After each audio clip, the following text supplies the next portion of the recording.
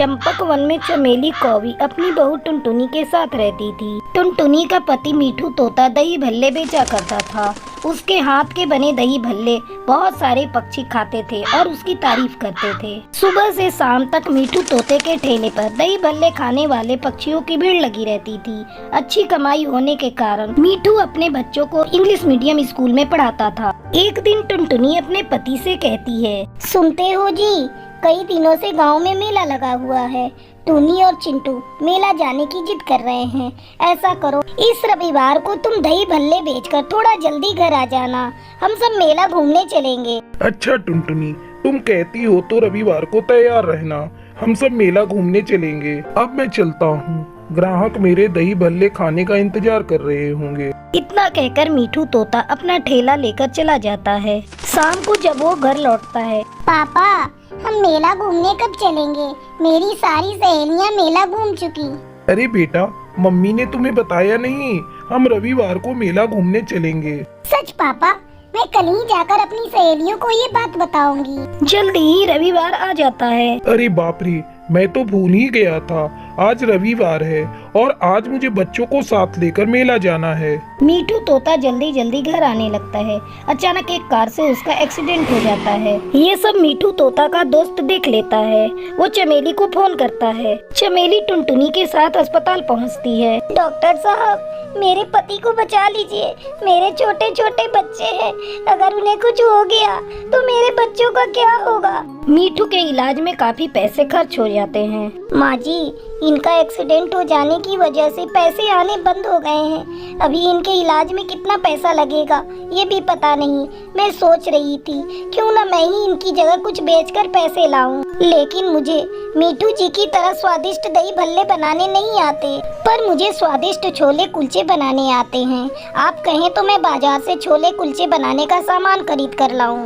लेकिन बहू, नए काम शुरू करने के लिए कुछ पैसे भी तो चाहिए और इस समय हमारे पास पैसे की कमी है। माँ जी, मैं अपना मंगलसूत्र गिरवी रख दूंगी और पैसे लाऊंगी। पैसों की कमी के चलते मैं अपने पति को मरते हुए नहीं देख सकती। ठीक है बहू, तुझे जो सही लगे वो कर। टुनटुनी सुनार के पास जाकर अपना मंगलसूत्र गिरवी रख देती है और उससे पैसे लाती है। बहू, तूने ये सोचा है कि तू अपना ठेला कहाँ लगाएगी? इसमें सोचना क्या है माँ जी, आपने देखा होगा अस्पताल के सामने बहुत सारे पक्षी ठेला लगाकर कुछ कुछ सामान बेचते हैं। मैं भी अपना वहीं पर छोले कुलचे का ठेला लगाऊंगी। अगले दिन टुनटुनी अस्पताल के सामने अपना छोले कुलचे का ठेला लगाती है। आओ आओ, गर्मा गर्म स्वादिष्ट छोले कुलचे खाओ।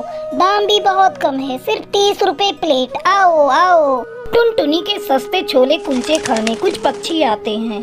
अरे बहन, आप तो वही हैं जिनके पति का एक्सीडेंट हुआ है।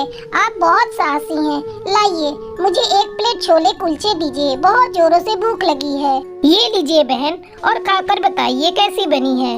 वो चिड़िया छोले कुलचे खाती है। अरे वाह बहन, तुम्हारे छोले कुलचे का तो कोई जवाब नहीं, और तुम सस्ते भी दे रही हो। मेरा बेटा भी इसी अस्पताल में भर्ती है। जब तक मैं यहाँ हूँ, तुम्हारे छोले कुलचे ही खाऊंगी। इस तरह टुनटुनी चिड़िया छोले कुलचे बेचकर मीठू तोते के इलाज के लिए पैसे इकट्ठा करने लगी। धीरे धीरे मीठू तोते के हालत में बहुत सुधार हो जाता है और जल्दी ही ठीक होकर घर आ जाता है। फिर सभी खुशी खुशी रहने लगते हैं।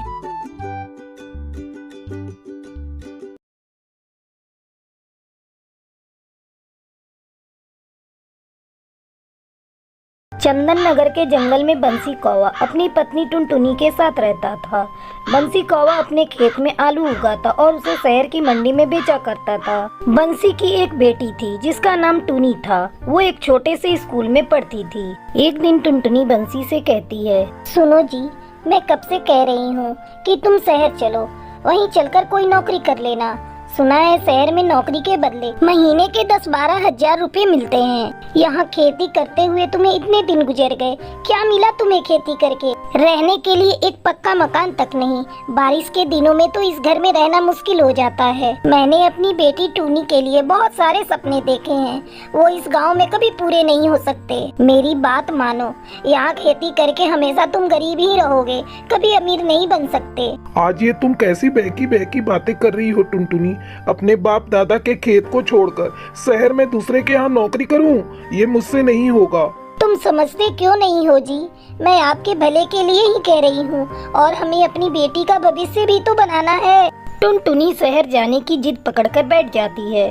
देखो जी, मैं आपसे आखिरी बार कह रही हूँ, ये गांव छोड़कर शहर चलो, वरना मैं अपनी बच्ची को लेकर मायके चली जाऊंगी और फिर कभी मैं यहाँ वापस नहीं आऊंगी। बंसी कौवा टुनटुनी की ऐसी बातें सुनकर सोच में पड़ जाता है। ठीक है टुनटुनी, तुम मुझे 2-4 दिन का समय दो, फिर मैं तुम्हें सोच कर बताता हूँ। जल्दी ही 2 दिन गुजर जाते हैं। क्यों जी, आपने शहर जाने के बारे में कुछ सोचा या नहीं? हाँ, कल हम लोग सुबह ही शहर के लिए चल देंगे। तुम जरूरी सामान बांध लो। अगले दिन बंसी कौवा अपने परिवार के साथ शहर आ जाता है और एक पटाखे की दुकान में नौकरी कर लेता है। इस तरह कुछ दिन बीत जाते हैं। शहर आकर टुनटुनी और उसकी बेटी टूनी बहुत खुश थी। देखते देखते 6 महीने गुजर जाते हैं। अचानक एक दिन उस पटाखे की दुकान में आग लग जाती है, जिसमें जलकर बंसी कौवे की मौत हो जाती है। हे भगवान, ये सब मेरी ही गलती है। ना मैं बंसी से शहर आने की जिद करती और ना ही बंसी की मौत होती। टूनी बेटा, अब हम लोग शहर में नहीं रहेंगे, हम वापस अपने गांव चले जाएंगे। मेरी हिम्मत मारी गई थी, जो मैं अमीर बनने के चक्कर में अपना सब कुछ गंवा बैठी। रोते रोते टुनटुनी बेहोश हो जाती है। जब उसे होश आता है तो वो सारा सामान बांधकर अपने घर लौट आती है। टूनी बेटा, चलकर हम लोग अपने खेत की सफाई करते हैं और फिर उसमें आलू के बीज बिखेर देंगे। दोनों माँ बेटी खेत की सफाई करती हैं और आलू के बीज बिखेर देती हैं। टुनटुनी अपने खेत में बहुत अच्छी तरह से खाद और पानी देती है। जल्दी ही उसके खेत में आलू की फसल लहलहाने लगती है। एक दिन टुनटुनी एक आलू के पौधे को उखाड़ कर देखती है। उसमें बहुत बड़े बड़े आलू लगे हुए थे। उसी समय उस गांव का मुखिया उधर से गुजर रहा था। वो टुनटुनी की फसल को देखकर वहाँ रुक जाता है। अरे टुनटुनी, इस बार तेरे खेत में आलू की अच्छी पैदावार हुई है। ऐसा कर, तू अपनी सारी फसल मुझसे बेच देना, मैं तुझे अच्छी कीमत दूंगा। अब तो तेरा पति बंसी रहा नहीं, तू कहाँ कहाँ शहर में जाकर इन आलूओं को बेचेगी। ठीक है मुखिया जी, अगर आप इन आलूओं की अच्छी कीमत देंगे तो मैं अपनी सारी फसल आपको ही बेचूंगी। अच्छा टुनटुनी, अब मैं चलता हूँ। कल सारी आलूओं को बोरी में भर के मेरे घर पहुँचा देना। अगले दिन टुनटुनी आलू को बोरियों में भरती है और उसे मुखिया के घर पहुंचा देती है। ये ले टुनटुनी, तेरे आलूओं की कीमत। इस तरह टुनटुनी अपने खेत में आलू उगाती और मुखिया को ले जाकर बेच देती। अब टुनटुनी चिड़िया अपनी बेटी टूनी के साथ खुशी खुशी रहने लगती है।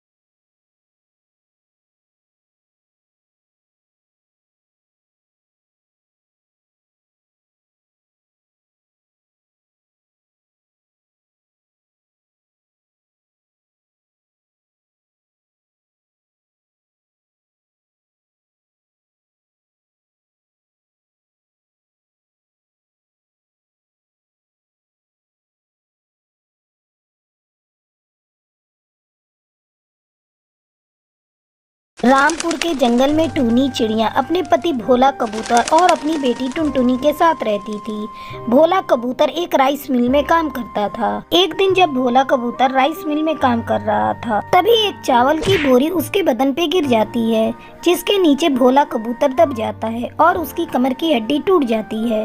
इस तरह भोला बिस्तर पे पड़ जाता है और उसकी नौकरी छूट जाती है। मम्मी पापा को ये क्या हो गया? अब मैं स्कूल की फीस कैसे जमा करूंगी? अगर 2 दिनों के अंदर मैंने फीस जमा नहीं की तो टीचर मेरा नाम काट देगी। तू रो मत टुनटुनी, ऐसा कुछ नहीं होगा। पैसे के चलते मैं तेरी पढ़ाई रुकने नहीं दूंगी, मैं कुछ न कुछ जरूर करूंगी। तुम क्या करोगी मम्मी? हमारे पास तो इतने पैसे भी नहीं है। सोच रही हूँ कुछ खाने पीने का सामान बेचना शुरू कर दूँ। अच्छा टुनटुनी, तू सोच कर बता, मेरे हाथ का बना हुआ सबसे अच्छा तुझे क्या लगता है? मम्मी, आपके हाथ का बनाया हुआ कढ़ी चावल मुझे सबसे अच्छा लगता है। लेकिन तुम ये मुझसे क्यों पूछ रही हो? वो इसलिए बेटा कि मैं कल से ही कढ़ी चावल बेचना शुरू कर देती हूँ। अगले दिन से टूनी चिड़िया राइस मिल के सामने ठेला लगाकर कढ़ी चावल बेचना शुरू कर देती है। दोपहर में जैसे ही मजदूरों को खाने के लिए छुट्टी मिलती है, सारे मजदूर टूनी चिड़िया के ठेले पर कढ़ी चावल खाने के लिए आ जाते हैं। अरे टूनी भाभी, आप और यहाँ, आपने बहुत अच्छा किया। अब भोला भैया की तबीयत कैसी है? हम सभी आज से आपके ही ठेले पर कढ़ी चावल खाएंगे। हाँ भैया, आप ठीक कह रहे हैं। मैं भी आप लोगों के भरोसे ही यहाँ कढ़ी चावल बेचने आई हूँ। मैंने दाम भी बहुत कम रखा है, बस 30 रुपए की एक प्लेट दे रही हूँ। इस तरह टूनी चिड़िया कढ़ी चावल बेचने लगी। धीरे धीरे उसके ग्राहक बढ़ने लगे।